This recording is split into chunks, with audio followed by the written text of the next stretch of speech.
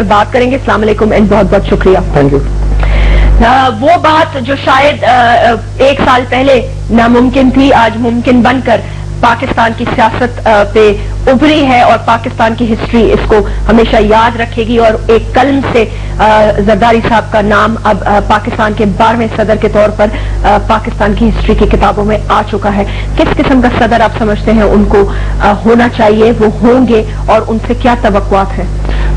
जैसे पहले तो बड़े अदब के साथ आपके आखिरी जुमले के साथ मैं इख्तलाफ करूंगा कि नामुमकिन सियासत की दुनिया में, सियासत के खेल में हमेशा इम्कानात मनफी और मस्बत रहते हैं।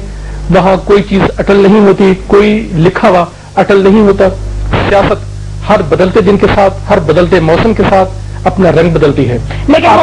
लेकिन मोहतरमा के होते हुए मैंने कहा शायद ये मुमकिन ना होता, क्योंकि फोकस ये था कि वो प्राइम मिनिस्टरशिप के लिए जाएंगी और पाकिस्तान पीपल्स पार्टी सियासत करेगी। आपको याद होगा कि मोहतरमा जब एक अपनी पेशी के सिलसिले में लाहौर हाई कोर्ट में गई थी तो उन्होंने कहा था कि मुस्तकबिल के अंदर यूसुफ रजा गिलानी और आसिफ अली जरदारी अहम मनासिब पर हो सकते हैं, किसी भी मनसब पर हो सकते हैं। ये भी एक बात रिकॉर्ड पे है।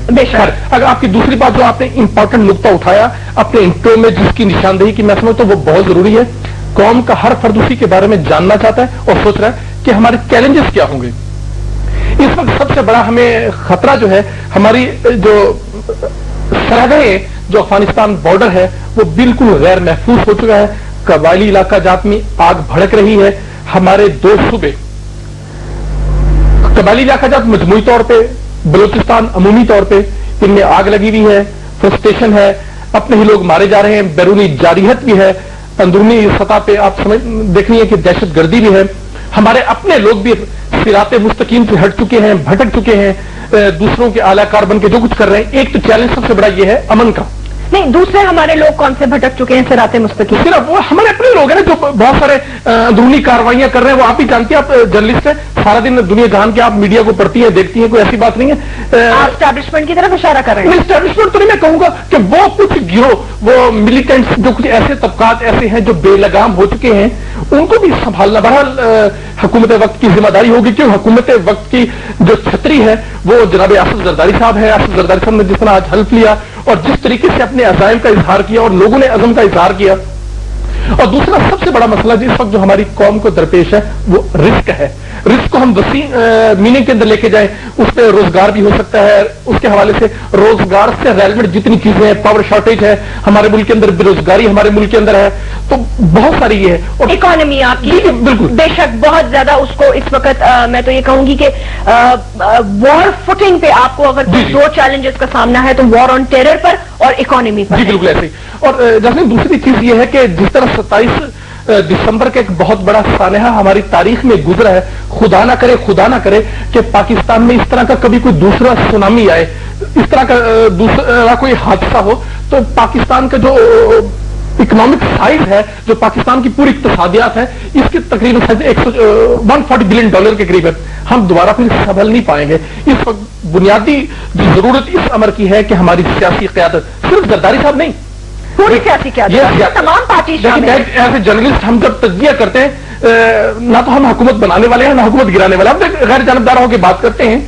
इख्तिलाफ करूंगी, ठीक है, क्योंकि मैंने पिछले इतने अरसे में मीडिया को, आई एम सॉरी टू से दिस, गैर जानबदार होते हुए किसी मौके पर नहीं देखा। देखिए जास्मीन, अगर कोई मीडिया आज अपने मफादात लड़ रहा है। मैं बिल्कुल आपकी बात से एग्री करता हूं, आपकी बात बिल्कुल 100% सही है, आपकी बात को कोई भी जी शऊर डिनाई नहीं कर सकता।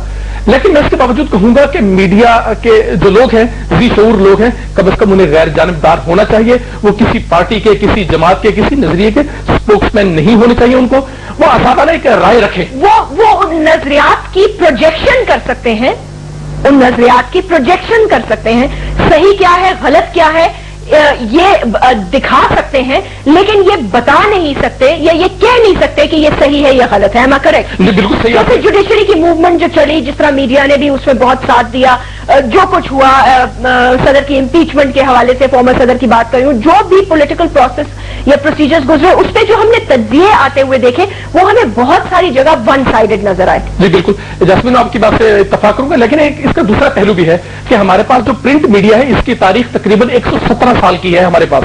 اس نے بالکل پاؤں پاؤں چلتے ہوئے میڈیا پرنٹ میڈیا اس نہج پہ پہنچا کہ آج وہ بالکل مضبوط ہے، بالغ ذی شعور لوگ اس پہ بیٹھے ہیں. لیکن کیونکہ ہمارے پاس الیکٹرانک میڈیا 4-5 سال کی اس کی تاریخ ہے، اس سے پہلے کوئی انسٹیٹیوشن نہیں تھے، کوئی تربیت کا انتظام نہیں تھا، چینل کھل گئے، مشہور چینل ہے اور کوئی تربیت کا اہتمام نہیں تھا، لہذا ہر شخص نے اپنے طریقے سے بات کی. اکرم صاحب ایک کال لے لیتے ہیں. اس وقت بہت ہی سینئر ہمارے ساتھ ایک جرنلسٹ